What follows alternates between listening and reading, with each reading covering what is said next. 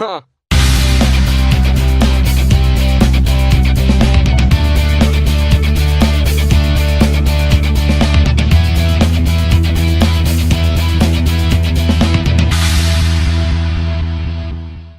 Hey guys, it's Dane at Jonah Guitars, and I got a brand new build series I'm going to start uploading. It's about this guy right here, the GECKO, and all of the whole process of building will be covered. It's going to be a very complete series. So I hope you join me, and we'll see you there.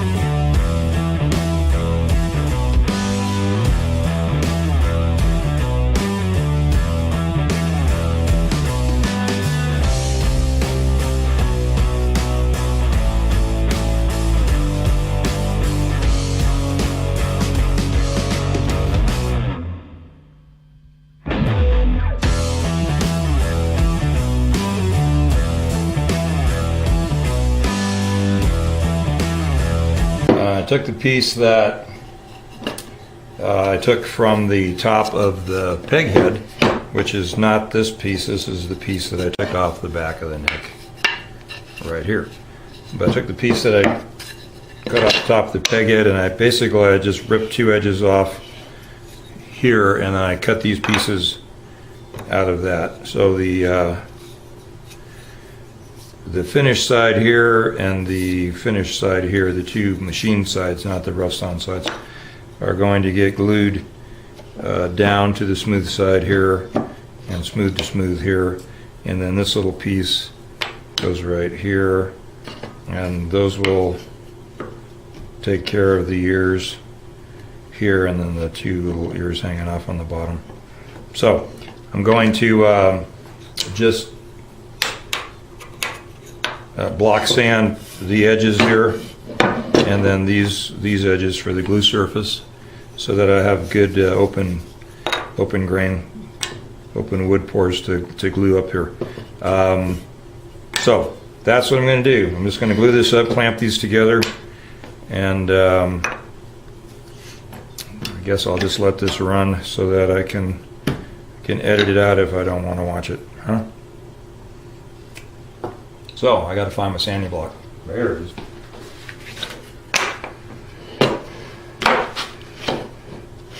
Just to make sure that I'm square to the world here.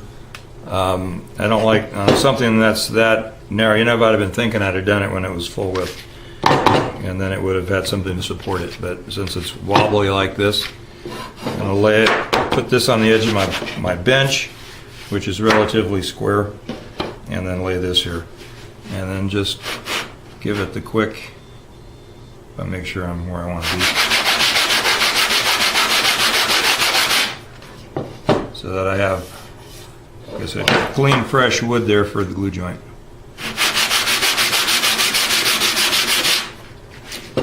And okay, I'm gonna flip this around, and I'll probably be out of camera view.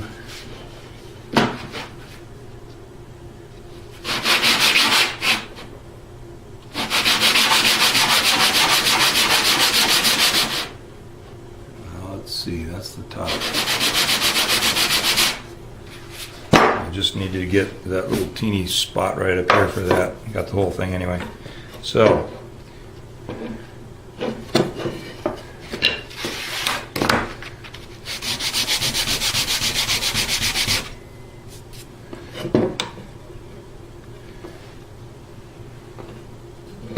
this is over thickness here, by the way. This thickness. And I haven't 100% decided whether or not I'm going to do a veneer on top of this, or I'm just going to leave these lines coming through here. But it's thick enough to leave. And then obviously if I put a veneer on it and I want to thin it out, I can do that.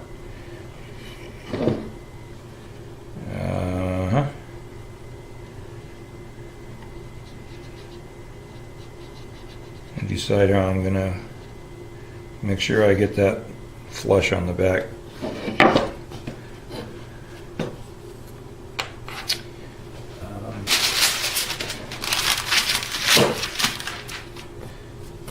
Kind of the way I always do this sort of thing. Clamp it down to my bench so that everything is flat here, and then it'll be flat all the way, and then the paper will keep it from being glued to my bench, in theory.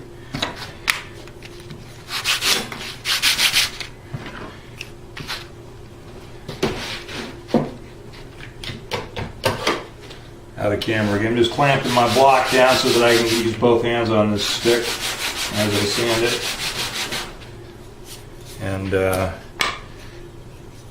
I want to be able to check that out. Whoops, lost my paper.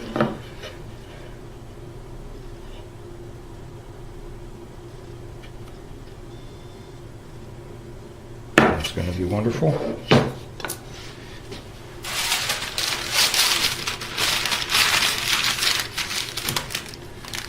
Let's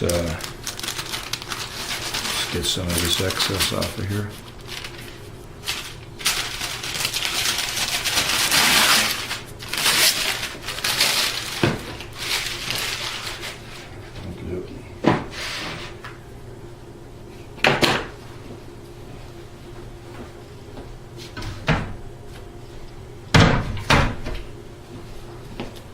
Well, it's sort of cleaned up. Could almost pan the shop without being too humiliated with a mess, but not quite. Got my glue back out. Let me get some clamps together. So make sure I've got what I need.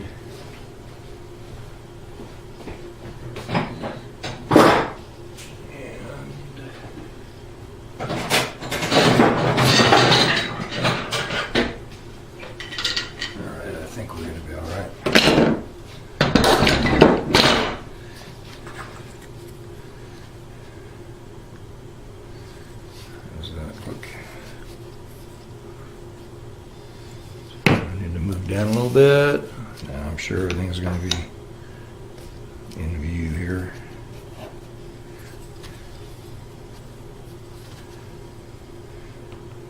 I may need to reload my glue bottle.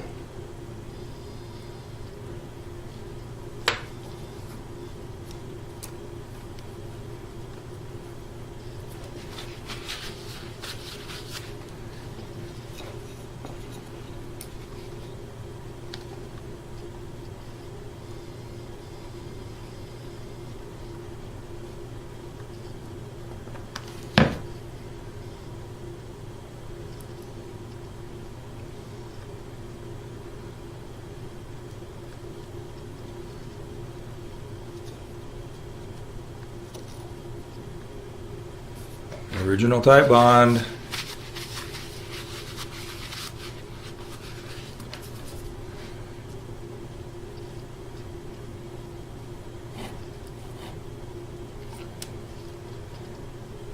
All right, let's see.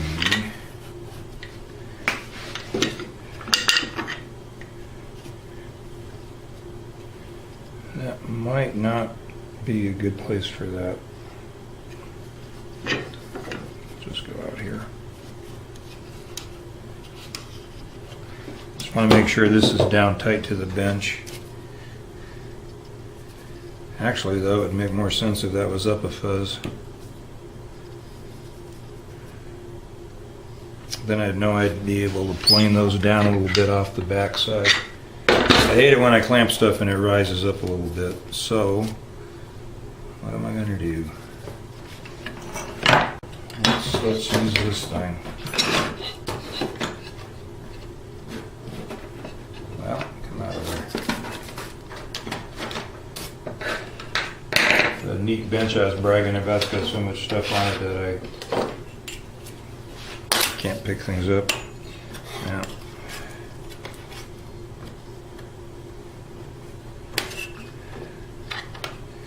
So I'm going to lay this strip under here. This is that same rule I use for everything. I'm just using it as a spacer right now. It's going under the end of it, right down the middle underneath the peg head. That way, the peg head is supported slightly proud of these wings. So they're going to slide down to the table now. And that way I know, push this on down a bit. Everything's already locked up. Where's my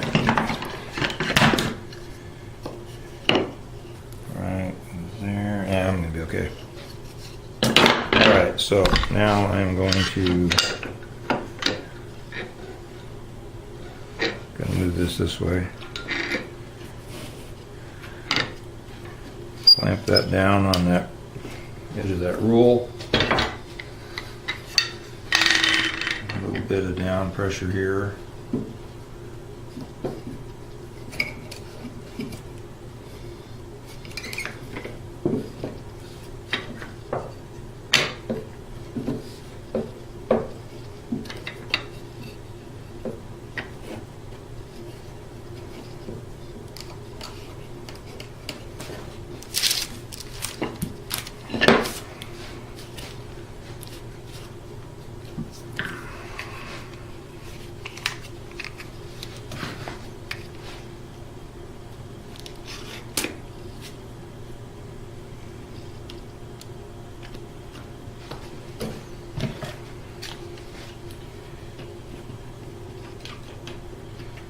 Making sure that this one is got down pressure on it here, and then we're going to come across here and we're going to squeeze that up.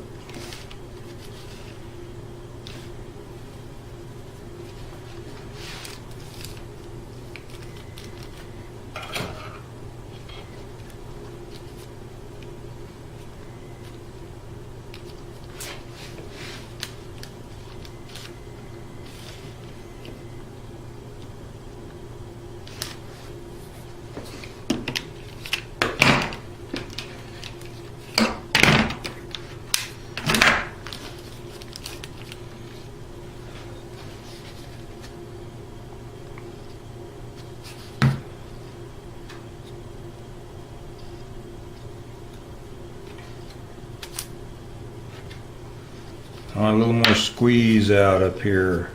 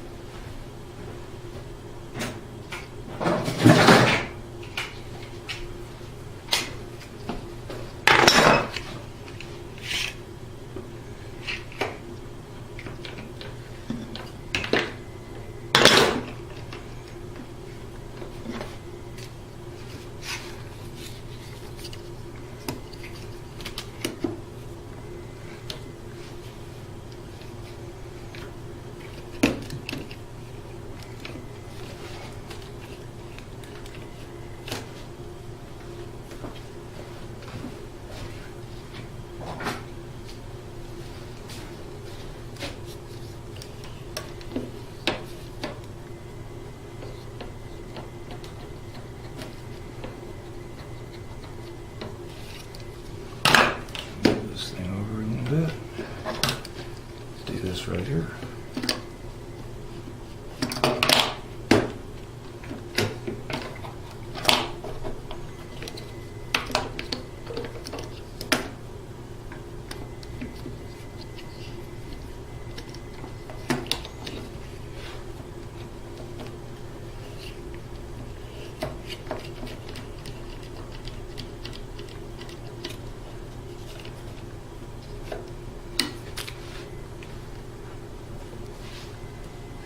All right, that looks good. And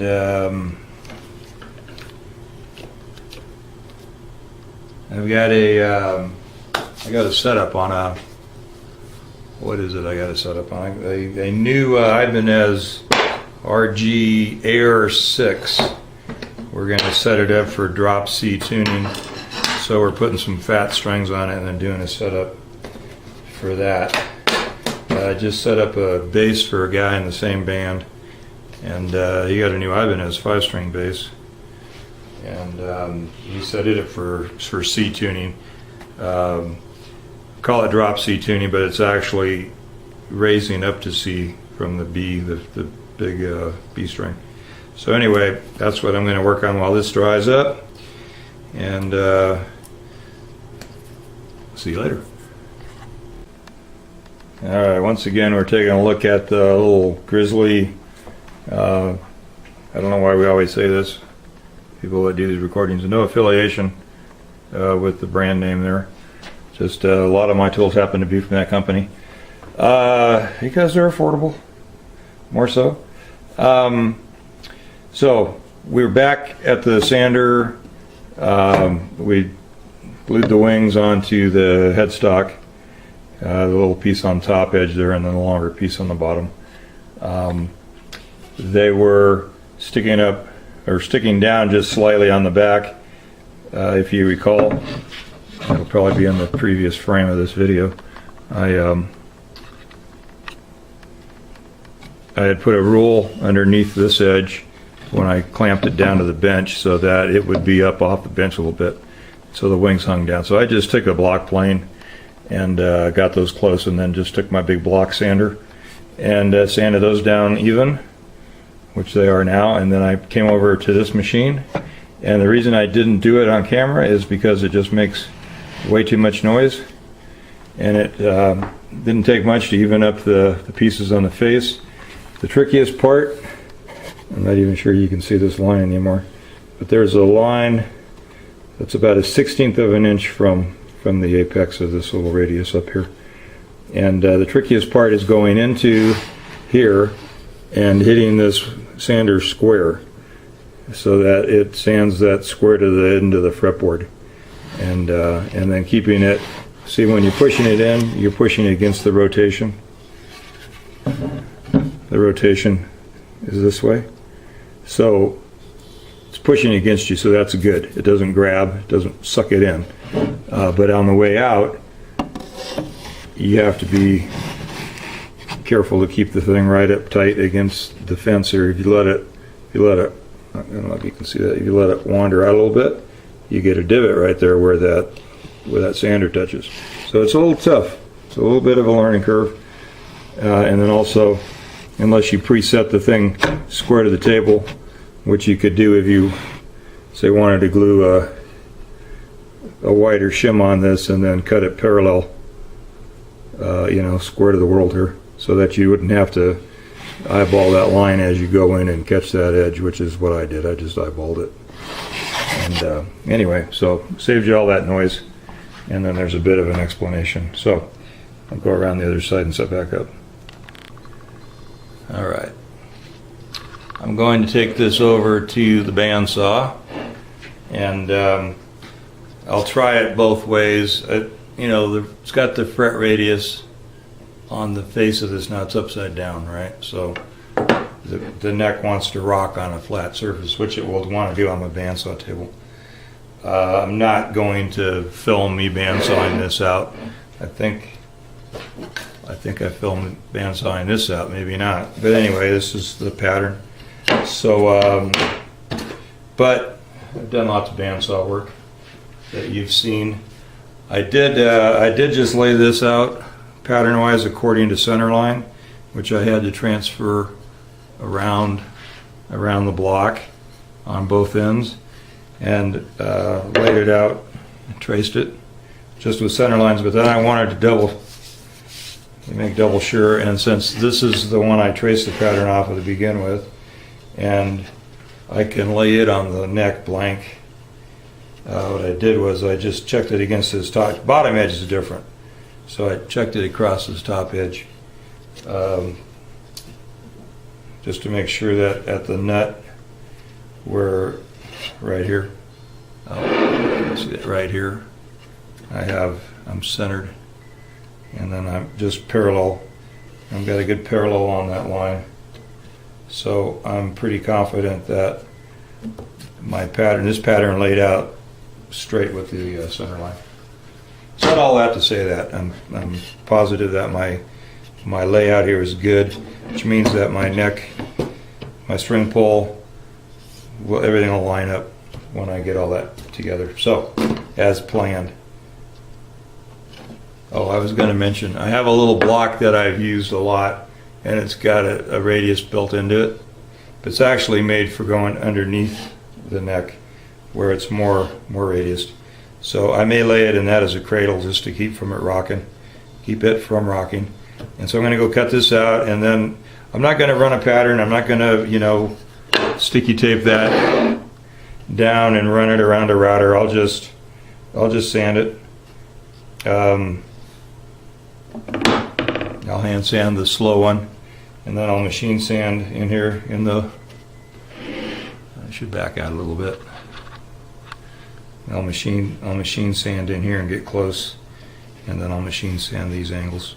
Anyway, rather than route them, every time you route on a pig head, there's so many places where you could just blow chunks that I just don't want to do that. So that's what I'm doing. And pretty much after I do that, we're going to be looking at doing the carve on this, which is the fun part. I'll see you later.